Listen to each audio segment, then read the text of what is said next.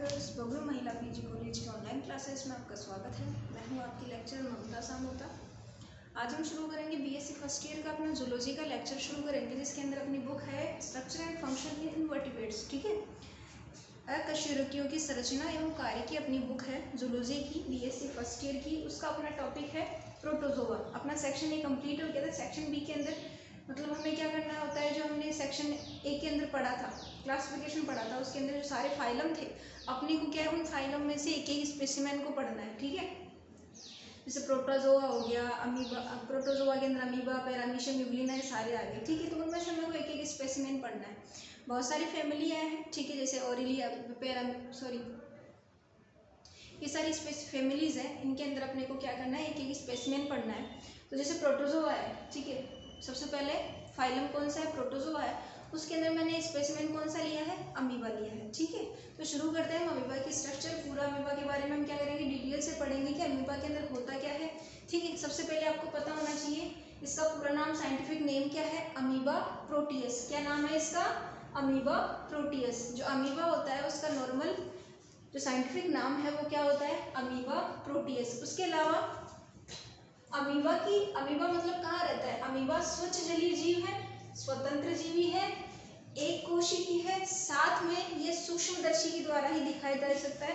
Normal आंखों से हमें नहीं देख सकते इसको, किस में देख सकते हैं, केवल सूक्ष्मदर्शी या माइक्रोस्कोप के थ्रू ही हमें इसको देख सकते हैं। साथ में ये कहाँ पाया जाता है, वाटर में पाया जाता है, बाहर सरफेस पे अपने को नहीं मिलता है। कैसा है ये, स्वच्छ जलीय है, स्वतंत्र जीवी है, एक कोशिकी है, प्राणी है। ठीक है, अमीबा। इसकी खोज रसेल वॉन रोजेनहॉफ ने 1775 के अंदर किसकी खोज की थी, अमीबा की। साइंटिस्ट थे रसेल वॉन रोजेनहॉफ ने 1775 के अंदर किसकी खोज की थी, अमीबा की। कौन साइंटिस्ट थे, रसेल वॉन रोजेनहॉफ, जिन्हें क्या किया था 1775 के अंदर किसकी खोज की थी, अमीबा की। ठीक है, ये नॉर्मल अमीबा के बारे में हमको पता चल गया। भाई पानी में रहता है, स्वच्छ जलीय, कभी कभी लवणीय जल में भी कोई कोई स्पीशीज पाई जा सकती है। इसके अलावा एक कोशिकीय होता है, स्वतंत्र रूप से अपना जीवन जीता है, साथ में एक कोशिकीय। उसके अलावा ये कैसा है, यूनिसेलुलर है, एक कोशिकीय है। तो एक कोशिकीय होगा तो हमें आंखों से दिखाई नहीं देगा, हमें इसको सूक्ष्मदर्शी के द्वारा ही देख सकते हैं। अब शुरू करते हैं इसका क्लासिफिकेशन, वर्गीकरण। ठीक है, फाइलम क्या है इसका, प्रोटोजोआ। हम अमीबा को किसके अंदर पढ़ रहे हैं, प्रोटोजोआ के अंदर पढ़ रहे हैं। क्लास हो गई इसकी राइजोपोडा। क्या क्लास हो गई इसकी, राइजोपोडा। ऑर्डर हो गया अमोइविडा। क्या हो गया ऑर्डर क्या होगा, अमोइविडा। ठीक है, जीनस हो गया अमोइबा, स्पीशीज होगी प्रोटियस। ठीक है, ये इसका क्या हो गया, क्लासिफिकेशन। अब शुरू करते हैं अमीबा की स्ट्रक्चर। ठीक है, ये क्या है अमीबा की स्ट्रक्चर, किस प्रकार का अमीबा होता है, किस प्रकार का अमीबा हमें पानी के अंदर दिखाई देता है। ये ऑल ओवर अमीबा की स्ट्रक्चर आपको पता है। इसकी शरीर की कोई फिक्स संरचना नहीं होती है, ये गोलाकार शेप में होता है, जिसमें अलग अलग ऊतक निकले होते हैं। हमारे अनुसार हमने इसको अग्रशिरा माना और इसको पश्चशिरा माना। ठीक है, अग्रशिरे पर एक मतलब कूटपाद, मतलब यह होता है एक टांग जैसी हल्की सी स्ट्रक्चर, जो टांग जैसी स्ट्रक्चर नहीं होती है, अंगुलियां ऐसे नहीं होती है, स्ट्रक्चर बनती है, जिसको क्या बोलते हैं, सूडोपोडिया, जो गमन के लिए आवश्यक होता है। ठीक है, इसके अलावा इसके स्ट्रक्चर में क्या क्या पाया जाता है, सबसे पहले ये क्या, इसका क्या होता है, न्यूक्लियस होता है।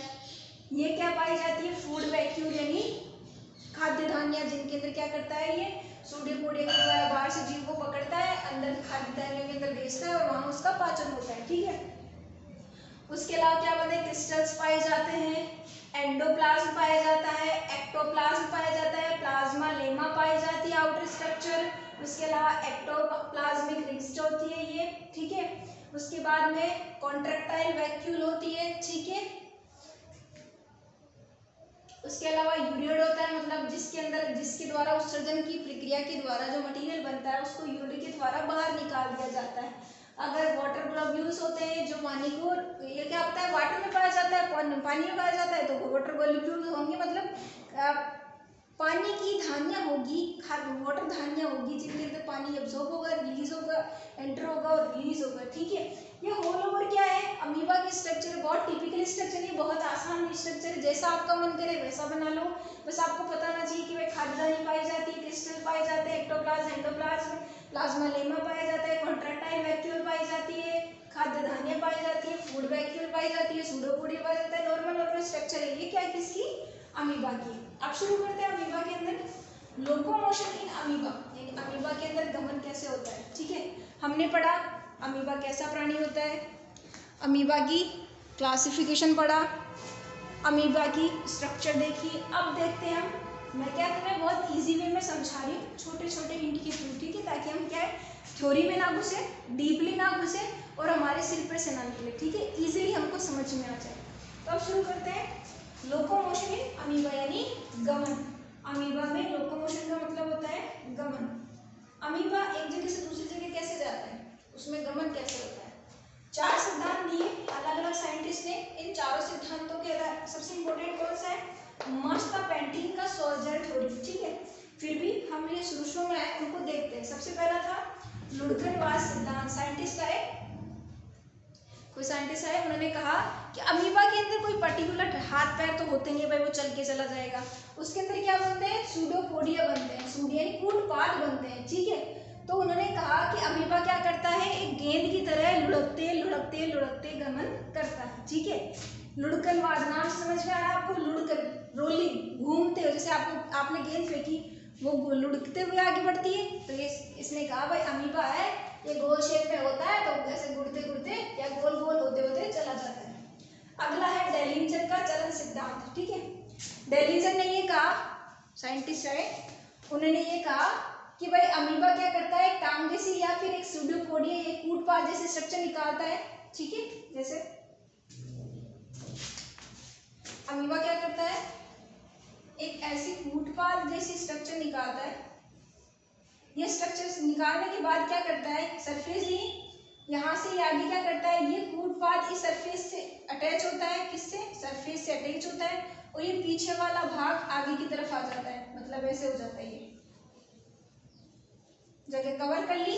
ये कूटपाद वाला पार्ट जो खाली जगह थी वहां ये कूटपाद निकला, सरफेस से आके चिपक गया और पीछे वाला भाग आगे की तरफ खिसक गया। तो भाई चलता है ये, ठीक है, कूटपाद बना के एक जगह से दूसरी जगह पर क्या करता है, चलता है या खिसकता है। ठीक है, अगली आ गई थर्ड थ्योरी, जिसका नाम है सरफेस टेंशन थ्योरी यानी पृष्ठ तनाव सिद्धांत। इसमें क्या करता है, ये ऐसे बोल रहा है भाई अमीबा क्या करता है, जो पृष्ठ सतह है उस पर क्या करता है, तनाव डालता है। ठीक है, पृष्ठ तनाव डालने की वजह से कहते हैं पहले आगे की तरफ डालेगा तो पीछे कम हो जाएगा, तो गुड़कते हुए आगे चला जाएगा, फिर वापस से आगे की तरफ डालेगा, जो जगह वहां कम करेगा, फिर आगे चला जाएगा। तो मतलब क्या है, पृष्ठ तनाव कम या ज्यादा करने के द्वारा अमीबा आगे की तरफ या गमन करता है। ठीक है, ये थर्ड थ्योरी। चौथी आ गई मास्ता पेंटिन का सोल्जर थ्योरी। ठीक है, ये बता दूं आपको, इम्पोर्टेंट है। पहले से मैंने मान ली अमीबा की स्ट्रक्चर है। ठीक है, सोल किस में परिवर्तित होता है, जेल में। जेल किस में परिवर्तित होता है, सोल में। इसका जो लिक्विड मटेरियल है वो किस में चेंज होगा, सोल में। सोल किस में चेंज होगा, जेल के अंदर। ये क्या है, अमीबा की स्ट्रक्चर है जिसके अंदर अपना को क्या पता चलेगा, सोल्जर थ्योरी। ठीक है, ये आगे का पार्ट है। इससे क्या होगा, जो सोल है वो जेल में परिवर्तित होगा। किस में परिवर्तित होगा, जेल के अंदर। ठीक है, जेल के अंदर परिवर्तित होगा, और ये जेल किस में परिवर्तित होगी, सोल में परिवर्तित होगी। किसमें, सोल में। तो ये कैसे होगा, जैसे हम क्या करते हैं, ये ऐसे आके ऐसे निकलेगा, ऐसे आके ऐसे निकलेगा, तो जो कूदपाद निकलेगा अंदर वाला, वही आगे वाला पार्ट है। ठीक है, इसका जो लिक्विड है इसको धक्का देता है, इधर से धक्का देगा, इधर से धक्का देगा, तो बीच में से क्या करेगा, प्रेशर पड़ेगा, जिससे क्या होगा, एक कूटपाद जैसी या सूडोपोडिया जैसी स्ट्रक्चर निकलेगी बाहर, जो क्या करेगी, इसको एक जगह से दूसरी जगह खिसकाने में मदद करेगी। मतलब ये जो यहाँ का लिक्विड है, जो यहाँ का सोल है वो किसमें परिवर्तित होगा, जेल में। यहाँ का जो सोल है वो किसमें परिवर्तित होगा, जेल में। और जो अंदर वाला मटीरियल है वो जेल किसमें परिवर्तित होगी, सोल में। तो ये जो साइड वाली जेल है ये बीच में प्रेशर डालती है, किसमें, सोल पे। भाई आप क्या है, एक सूडोपोडिया कूटपाद निकालो जिससे क्या है कि मैं आगे गमन करूँ। ठीक है, बहुत आसान स्ट्रक्चर है। हम नाव चलाते हैं, नाव चलाने के लिए क्या है, हमको बीच में बैठे हैं नाव के अंदर। ठीक है, आप बैठे हो नाव के अंदर, आपने फिल्मों में देखा है, उसके पास 2 चप्पू होते हैं दोनों हाथों में। इस हाथ से वो क्या करता है, चलाता है, तो पानी को तो पीछे धकेलता है और खुद आगे निकलता है। क्या करता है? पानी को पीछे धकेलता है और खुद आगे निकलता है। ऐसे ही जो जेल है वो क्या करेगी? खुद पीछे जाएगी और सोल को आगे धक्का देगी, जिसकी वजह से क्या है? ऊटपाद बनेगा। जेल थोड़ा टाइट होता है, सोल थोड़ा लिक्विड होता है, तो जैसे ही लिक्विड बह जाएगा, ठीक है, जैसे जेल पीछे जाएगी सोल कैसा होता है? आपको याद रखना होगा, जेल और सोल नाम याद रखना होगा, बहुत इजी कॉन्सेप्ट है, समझाती हूँ। जेल थोड़ा टाइट होता है, सोल थोड़ा पतला होता है। तो जैसे ही जेल क्या करेगी? सोल को धक्का देगी, तो लिक्विड तो है ही, पतला तो है ही, तो ऊटपाद के अंदर आसानी से धंस जाएगा और आगे ऊटपाद बना लेगा, सूर्यकोड़ीय बना लेगा। आप एक नाव का एग्जाम्पल याद रखिए। जैसे हम क्या करते हैं, नाव चलाते हैं, तो हम क्या करते हैं? उन चप्पुओं से पानी को पीछे धक्का देते हैं, तो पानी को हम क्या मान लेंगे? जेल मान लेंगे। नाव को क्या मान लेंगे? सोल मान लेंगे। तो जैसे ही हम जेल को पीछे धक्का देते हैं, सोल आगे की तरफ बढ़ता है। वैसे ही जैसे ही आगे की बढ़ेगा तो जगह खिसकेगी, तो मतलब वो क्या करेगा? गमन करेगा। तो ये अपना कौन सा थ्योरी थी? मार्था पेंटिन की सोल जेल थ्योरी। ठीक है, ये हमारा लोकोमोशन कंप्लीट हुआ। अगला आता है न्यूट्रिशन, यानी अमीबा पोषण कैसे प्राप्त करता है। अमीबा क्या है? एक मांसाहारी प्राणी है। अमीबा क्या है? एक मांसाहारी प्राणी है जो फेगोसाइटिस या कोशिका भक्षण के द्वारा अपना भोजन प्राप्त करता है। एक कोशिकीय है तो आपको पता है सेल्स को ही खाएगा। भोजन के अंदर कौन से सेल्स आएंगे? जैसे जैसे एक कोशिकीय जीव आएंगे, जैसे बैक्टीरिया आ गया, डाइटम्स आ गया, डेसिड आ गया, सीलियट्स आ गया, रोटिफर्स आ गए, ये सारे क्या है? एक कोशिकीय है। ठीक है, तो इन एक कोशिकीय मतलब आप याद रखना, जब अमीबा इनको खाता है तो ये अमीबा वैसे भी कितने छोटे होंगे। ठीक है, तो अमीबा क्या करता है? मांसाहारी प्राणी है, मतलब जीवों को खाता है। साथ में ये फेगोसाइटिस या कोशिका भक्षण एक विधि है या क्रिया है जिसके द्वारा अपना भोजन एब्जॉर्ब करता है। जैसे भोजन कौन कौन से? बैक्टीरिया, डाइटम्स, रोटिफर्स, सीलियट्स, ये सारे क्या करते हैं और कहाँ एंटर कर लेता है? फूड बैक्टीरिया के एंटर कर लेता है, वहाँ इसका पाचन होता है। ठीक है, और क्या होता है? अंदर कोशिकाओं के द्वारा क्या करता है? उसको एब्जॉर्ब कर लेता है। एब्जॉर्ब करने के बाद सारा न्यूट्रिशन लेता है और जो एक्स्ट्रा अपशिष्ट बचता है उसको उत्सर्जन के द्वारा बाहर निकाल दिया जाता है। अब जो अपशिष्ट कौन सा बन रहा है? अमीबा एक अमीनोटैलिक जंतु है। अमीनोटैलिक मतलब जो अमोनिया का उत्सर्जन करते हैं। तो अमीबा अपनी बाह्य त्वचा द्वारा अमोनिया को शरीर से बाहर निकालता है। मतलब ये कैसा प्राणी है? स्पेशल कोई ऑर्गन, कोई स्ट्रक्चर नहीं होती है। अपनी जो बाहरी सल्फेटेशन है प्लाज्मा में, एक्टोप्लाज्मा, उसके द्वारा क्या करता है? अमोनिया को शरीर से बाहर निकालता है। मैंने बताया था लोअर एनिमल है, इनवर्टेब्रेट है, अकशेरुकी, इनके अंदर क्या होता है? कोई स्पेशल स्ट्रक्चर नहीं होती है। हमने एक्सट्रैक्शन पढ़ रखा है, सदन पढ़ा है, उसमें बताया कि कई कई जंतु ऐसे हैं लोअर एनिमल जिनके अंदर स्पेशल स्ट्रक्चर नहीं होती है उत्सर्जन के लिए। ठीक है, तो ये क्या ऐसा होता है? अमीनोटैलिक प्राणी है, अमोनिया को अपनी बाह्य त्वचा से शरीर से बाहर निकालता है। ठीक है, अब आगे पढ़ते हैं हम अमीबा के अंदर रिप्रोडक्शन या जनन कैसे होता है। ठीक है, आगे पढ़ते हैं भाई। अमीबा है उसके अंदर रिप्रोडक्शन या जनन कैसे होता है। ठीक है, देखते हैं। 3 टाइप्स इसके अंदर रिप्रोडक्शन होता है। लोअर एनिमल है, ज़्यादा टिपिकल तो होगा नहीं, सेक्सुअल ऐसा तो कुछ होगा नहीं। ठीक है, नॉर्मल प्रकार से इसमें 3 प्रकार का जनन होता है। पहला द्विविखंडन, नाम से समझ में आ रहा है द्विखंडन मतलब ये एक अमीबा है, कहीं से भी कट जाएगी और बराबर 2 भागों में बट जाएगी, उसको क्या कहेंगे? द्विविखंडन हो गया एक टाइप का। दूसरा आ गया बहुविखंडन। विखंडन मतलब अलग होना, खंडित होना। बहु मतलब बहुत सारे, द्वि मतलब 2, द्वि मतलब 2, बहुत सारे मतलब मल्टी। ठीक है, कहीं से भी कितने भी पार्ट में डिवाइड हो जाएगा और हर एक पर्टिकुलर पार्ट क्या करेगा? एक नए अमीबा का फॉर्मेशन करेगा, उसको क्या कहेंगे? बहुविखंडन। ठीक है, क्या समझ में आया आपको? द्विविखंडन बहुविखंडन में फर्क समझ में आया? द्वि मतलब एक अमीबा से 2 अमीबा बनेंगे, बहु मतलब एक अमीबा से बहुत सारे अमीबा बनेंगे। ठीक है, अगला आता है अपना थर्ड, बीजाणु भवन। इसका मतलब ये है कि भाई अमीबा है, इसके अंदर बहुत अधिक मात्रा में स्पोर बनते हैं। क्या बनते हैं? बहुत अधिक मात्रा में स्पोर बनते हैं। ये स्पोर परिपक्व हो गए तो अमीबा की क्या करेगी? बाहरी जो झिल्ली आउटर लेयर है वो क्या कर जाएगी? फट जाएगी।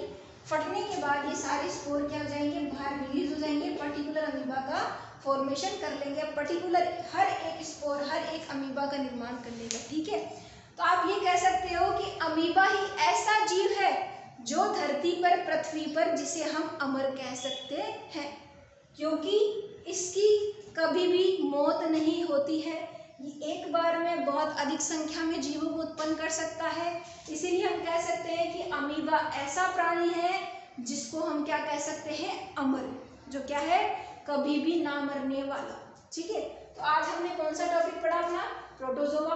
प्रोटोजोआ के अंदर हमने क्या लिया, अमीबा प्रोटियस, अमीबा लिया। ठीक है, अमीबा कैसा प्राणी है, एक कोशिकीय है, स्वच्छ जलीय है, कभी कभी समुद्र में पाया जाता है, स्वतंत्र जीवी है, माइक्रोस्कोपिक प्राणी है। ठीक है, क्लासिफिकेशन पढ़ा हमने, इसकी स्ट्रक्चर देखी, इसके अंदर गमन देखा, इसकी न्यूट्रिशन देखा, इसके अंदर उत्सर्जन कैसे होता है, साथ में रिप्रोडक्शन कैसे होता है, ये सारी चीज़ें हमने देखी। ठीक है, तो अपना क्या टॉपिक हुआ, प्रोटोजोआ कंप्लीट हुआ। प्रोटोजोआ के अंदर अपने को क्या, बहुत सारे स्पेसिमेन है जिसमें से हमको एक पढ़ना है।